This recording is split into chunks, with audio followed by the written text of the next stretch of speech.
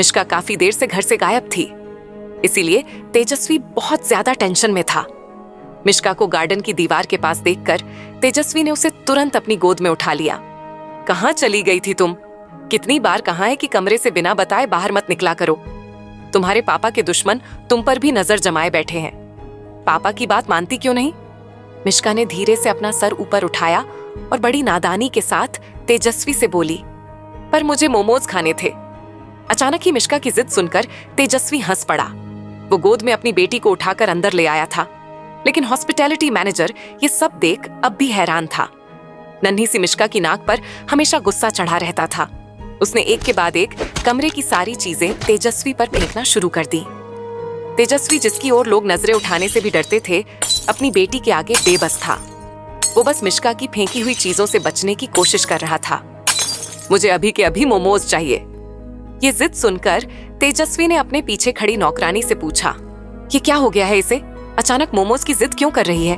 आज सुबह नाश्ता नहीं किया था क्या इसने? नौकरानी झिझकते हुए बोली, नाश्ता कहाँ करती है बेबी, जो भी नाश्ता दें फेंक देती है। जिद करो तो मुंह में रखकर चबाने से मना कर देती है। मिष्का की शरारतों को देखते हुए तेजस्वी भी काफी परेशान था।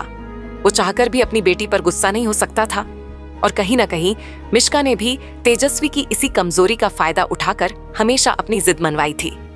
एक कांच का पॉट जोर से जमीन पर पटकते हुए मिष्का बोली, अगर मुझे मोमोज नहीं मिले तो याद रखना, मैं कभी खाना नहीं खाऊंगी। हाँ हाँ ठीक है मेरी माँ, अभी मंगवाता हूँ मोमोज।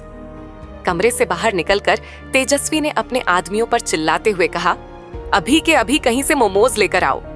डरी हुई कांपती आवाज में एक नौकर हिम्मत करते हुए तेजस्वी से बोलने लगा, सर, यहाँ पर जितने भी बावर्ची हैं, किसी को मोमोज बनाना नहीं आता। एक बात और बोलनी थी आपसे। बेबी जब गेट से बाहर भागने की कोशिश कर रही थी, तब मैंने देखा कि एक औरत ने बेबी के साथ काफी देर तक बातें की। बेबी भी बड़ी ही प्यार से उस औरत को देख रही थी। कोई मिष्का के नजदीक जाए, ये तेजस्वी को बिल्कुल बर्दाश्त नहीं था। उसने हमेशा से मिष्का को एक कांच की गुड़िया समझकर पाला था। वो अपनी गुड़िया पर किसी का साया भी नहीं पड़ने दे सकता था।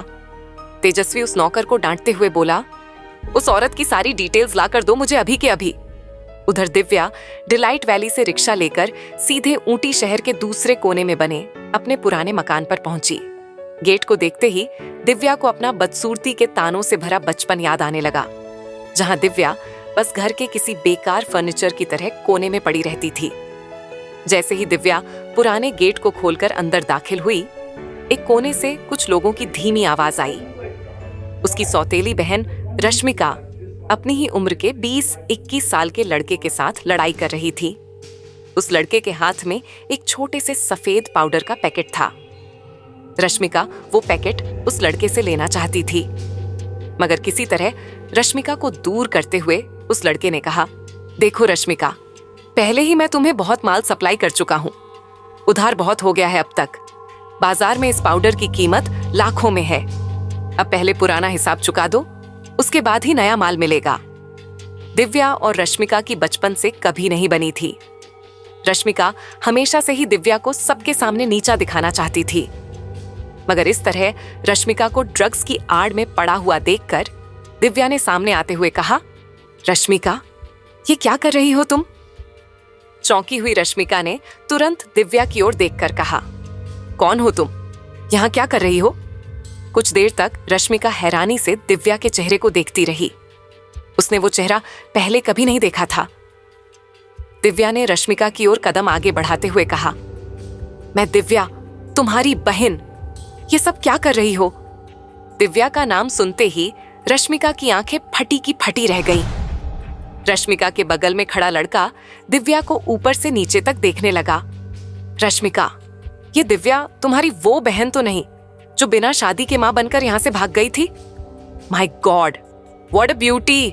बचपन में तो हम इसे छिपकली बुलाया करते थे। अचानक इसे हो क्या गया? जलपरी कैसे बन गई? रश्मिका के मन में अपनी ही बहन के लिए जलन पैदा हो गई। रश्मिका का हाथ पकड़कर उस लड़के ने पूरा का पूरा पाउडर से भरा हुआ पैकेट उसके हवाले कर दिया। भारी सांस लेते हुए उस लड़के ने कहा, तेरी बहन से मेरी सेटिंग करवा दे रश्मिका, पहले का माल भी माफ कर दूंगा, ये नया वाला भी तू गिफ्ट समझकर रख ले। रश्मिका ने तुरंत उस प्लास्टिक की बैग से थोड़ा सा पाउडर निकालकर अपनी जबान पर रख लिया।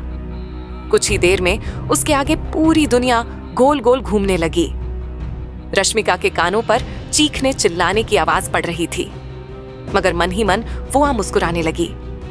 धीरे धीरे चीखने का शोर और भी ज्यादा बढ़ गया। फिर अचानक ही सब कुछ शांत हो गया। जब रश्मिका ने अपनी नजरें उठाकर देखा तो वो हैरान रह गई। दिव्या से पिटकर वो लड़का जमीन पर पड़ा दर्द से तड़प रहा था। रश्मिका के सामने खड़ी उसकी बहन न सिर्फ रूप रंग बदलकर आई थी, बल्कि उसके तेवर और ताकत भी बदल चुके थे। एक नौजवान हट्टे खट्टे लड़के को कुछ ही सेकंड में उसने पटखनी दे दी थी। ऐसे और भी शोज देखने के लिए अभी डाउनलोड करें कुकू FM ऐप।